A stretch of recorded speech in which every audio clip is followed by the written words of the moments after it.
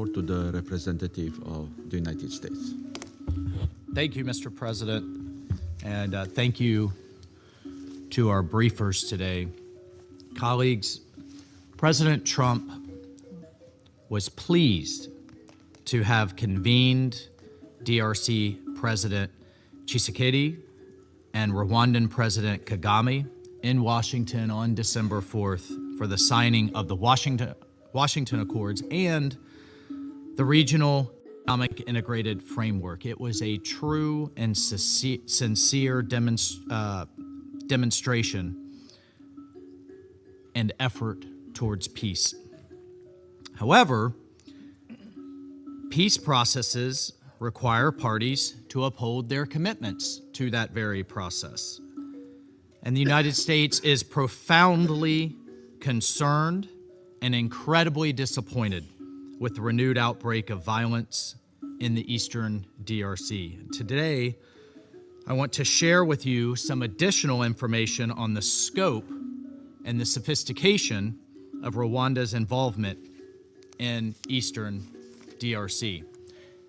Since its reemergence in 2021, Rwanda has had strategic control of its proxy armed group, M23, as well as M23's political wing, the Congo River Alliance, or AFC, and has deployed M23 and the AFC to achieve Rwanda's geopolitical goals in eastern DRC. Kagame has been intimately involved in planning and executing the war in eastern DRC, providing military and political direction to M23 forces and AFC for years now.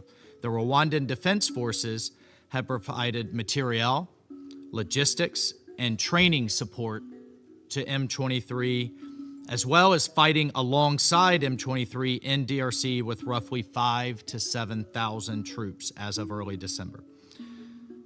This is not counting the possible increases from Rwanda in this most recent advancement. In more recent months, Rwanda has deployed multiple surface-to-air missiles and other heavy and sophisticated weaponry into North and South Kivu to aid M23 in its conflict against DRC.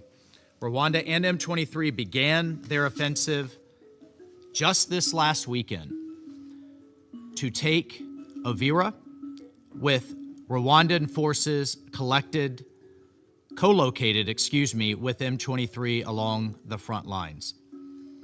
Additionally, we have credible reports of increased use of suicide drones, increased use of artillery by both M23 and Rwanda, including strikes into Burundi. So rather than a march towards peace, as we saw under President Trump's leadership in recent weeks, Rwanda is leading the region towards increased instability and war. And in light of the commitments made in the Washington Accords, we are deeply concerned that the Rwandan military's continued presence in Congolese territory in support of M23, and we will use the tools at our disposal to hold to account spoilers to peace. We call on Rwanda to uphold its commitments and to further recognize the government of the Democratic Republic of Congo's right to defend its territory and its sovereign right to invite Burundian forces onto its territory. We are engaging with all sides to urge restraint and to avoid further escalation, including refraining from hostile anti-Tutsi rhetoric. As this council negotiates the MONUSCO mandate, the United States will seek to ensure the mission has the capabilities to provide support to both the Doha and Washington agreements, keeping in mind that the parties themselves bear full responsibility for their successful implementation, and we look for the members of this council's support as we negotiate this mandate's renewal. MONUSCO's ability to provide critical enabling support to these processes, however, hinges entirely on its ability to move freely to sustain itself, to implement its mandate without interference. And the fact that UN peacekeeping forces are under siege by forces backed by a member state that itself is a troop contributor to peacekeeping missions, frankly, is a sad hypocrisy. Unfortunately, M23's months-long blockade on MONUSCO has undermined its ability to operate effectively in and out of Goma, as many representatives have stated here today. And for its part, Rwanda continues to deploy surface-to-air missiles and additionally conduct spoofing and jamming operations, which have effectively grounded MONUSCO air operations. So how can MONUSCO succeed under these conditions? We demand the immediate end of such obstruction, which violates M23 and Rwanda's obligations under both the Doha and Washington agreements, respectively. We remain steadfast in our support of MONUSCO and its role in the realization of these historic agreements, which we believe hold great potential to end the decades of suffering in Eastern DRC. I thank you, Mr. President. I thank the representative of the United States. Mr. President, I thank you for giving me the floor, and allow me to begin by commending you for your effective leadership of the Council this month. I also extend Rwanda's appreciation to the Council members concluding their terms. Your service and contributions to the Council's work have been invaluable. I thank USG Rakurwa, Dr. Mohamed Javid, for their briefing and taking note of the Secretary General's report. I also acknowledge the statements made by those who spoke before me. As the Council considers MONUSCO's next mandate, Rwanda expects a mission that is clearly anchored in and reinforcing of the Washington Peace Agreement and the Doha Framework, both of which the Secretary General's report rightly identifies as the central avenues for a sustainable peace. The mandate must therefore prioritize strict impartiality and political neutrality, support to ceasefire implementation and political dialogue, robust human rights due diligence policy compliance, timely suspension and reporting mechanisms where required, refraining from offensive operations against parties formally engaged in political processes, and a realistic resource-conscious focus on stability, accountability, and political solutions. These priorities reflect the realities outlined in the Secretary General's report. MONUSCO's effectiveness will depend on aligning its operations with the political tracks that offer the only viable path forward. The Washington Peace Agreement and the Doha process are complementary, mutually reinforcing frameworks. When the mission supports them consistently and impartially, it can help to create the necessary space for implementation. Rwanda reiterates its full commitment to implement its part of the agreement. We equally believe that the success of the agreement will depend on the political will of both parties. Mr. President, the recent situation in South Kivu has been extensively discussed, and allow me a moment to also address it. And I will address some of the issues that may logically attract a question: why am I addressing them? But there is a background to that.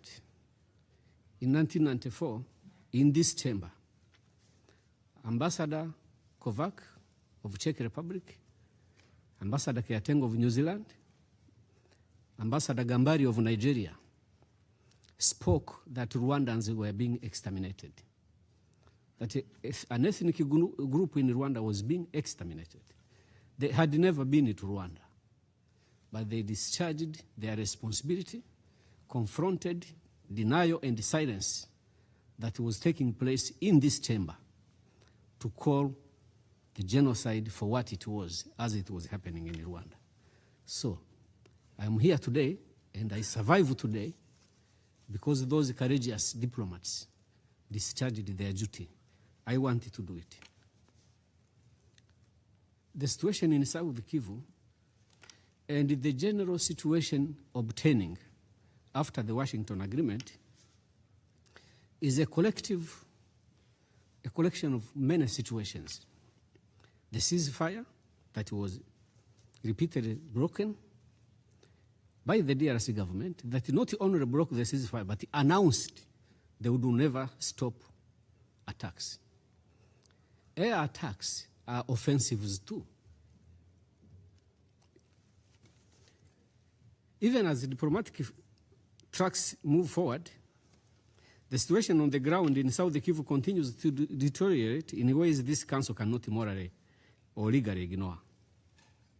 Over the past year, and in reality since 2017, the Banyamulenge, a Tutsi Kinyarwanda-speaking community of the DRC, have endured a well-documented, systematic, and escalating persecution. I just wanted to address this area alone, among many things that put it together cause the situation we are in. Allow me to highlight just a few incidents which are part of this sustained and systematic campaign of persecution of the Banyamulenge Kinyarwanda-speaking Tutsi ethnic group. Since 2017, more than 85% of Banyamulenge villages in South Kivu were destroyed.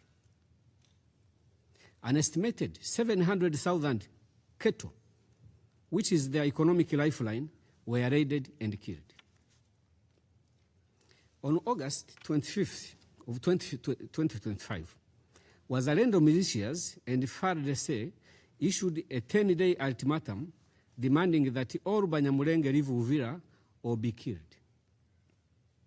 The ultimatum further prohibited them from accessing markets, water points, and other essential means of survival.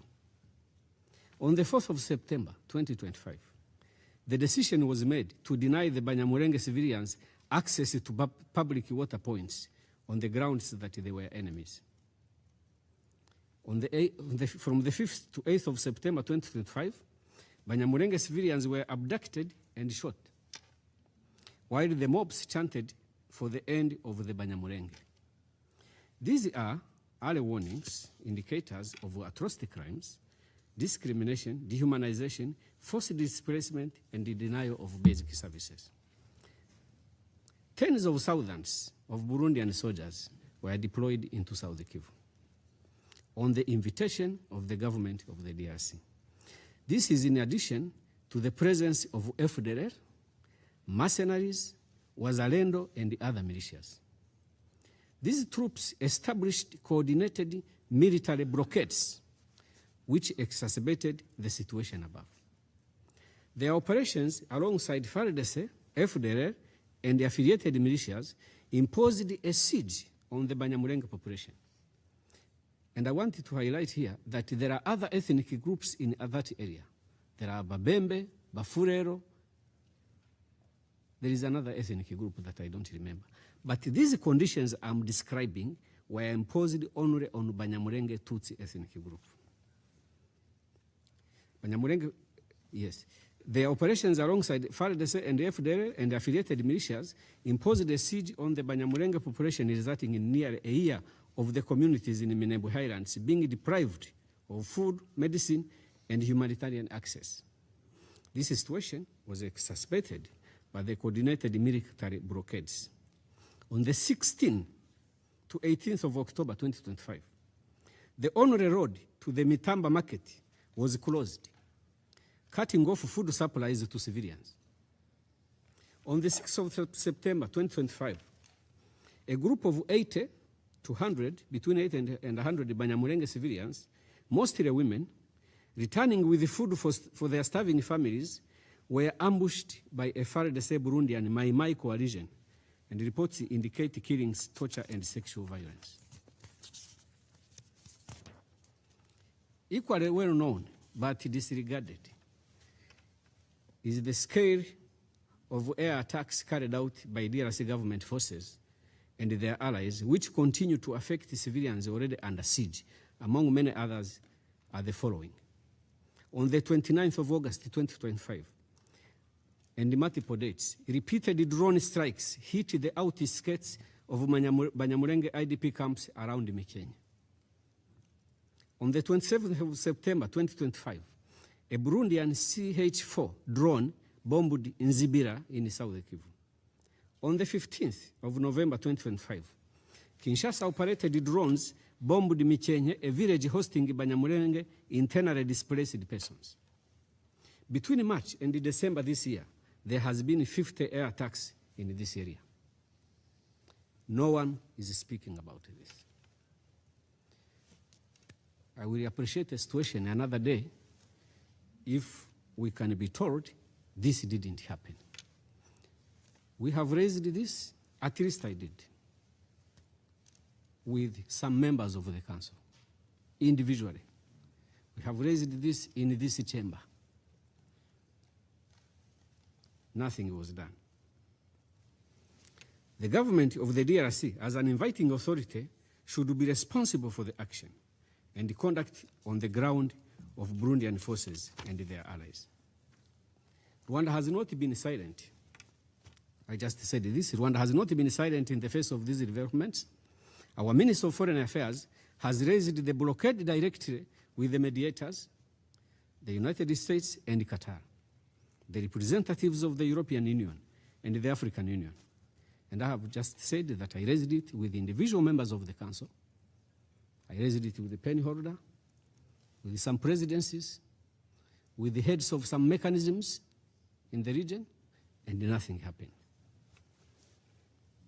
Taking into account the factual situation and the wider context of hate ideology in DRC and the inherent legal and moral obligation, allow me to ask the question. Has the Security Council not been aware of this situation? Or did it not? Did this situation not merit your attention? The situation in South Kivu, as we address it, we must consider what was the situation before the recent escalation. As a former investigator myself, there is what we call recreating the scene. From where we sit, we can only tell you the facts. But the Security Council can, among the wide possibilities you have, to recreate this scene. Choose to recreate it. But that is how it will look. All the principles that we have spoken about, sovereignty, territorial integrity, Rwanda is part of that multilateral belief that must be respected. But the existence of FDLR threatens all of that. Yes, facts are stubborn. Resolutions are more stubborn. And in the resolutions, one stubborn fact is that DRC government has, for the past 30 years, supported the FDLR. FDLR does not just threaten the territorial integrity of Rwanda, it threatens the very existence of Rwanda and its people. One of my uncles paid money in 94, so he could be killed by the bullet. Because there was that situation, you either choose to be shot or you die by a machete. One of my uncles paid money to be killed by a bullet. So everyone can make a decision not to care about the situation of Rwanda and the threat we face. All these people that I'm talking on behalf of, because nobody else does, in the situation they face. But do we also ask them to be participants in their own situation, to be part of the plan for their own extermination? Can we go that far? So to conclude, honorable members of, distinguished members of the Council, we thank the mediators. We thank them very much. And we thank most profoundly the efforts that are going on by the mediators, particularly the United States, to address the most recent situation. And we are a willing participant to finding a viable solution forward, because we believe if we all commit to implementing in good faith the commitments we made in Washington, and if we support fully the process in Doha, then we possibly have a possibility to have a peaceful solution to the conflict that we have lived with for many, many years. This problem has gone on for too long, and it is our request and our appeal that we should all focus to supporting the present avenues for a peaceful solution. I will not go into what we said in the past. We have been here many times. Why do we have defensive measures and how are they going to be lifted? All those issues are addressed in the agreements, and we shall continue to work with mediators and to make sure that we meet our part of the discussion. Just wanted to clarify that Rwanda is not waging war against the Republic of Burundi and has no intention of doing that. To the contrary, there has been an attack from the territory of Burundi to the area of Bugarama in Rwanda, and in some parts of the DRC, resulting into refugees coming to Rwanda. I believe the UNHCR is already involved in that process. So I wanted to make that clarification. Thank you, Africa, Mama Africa.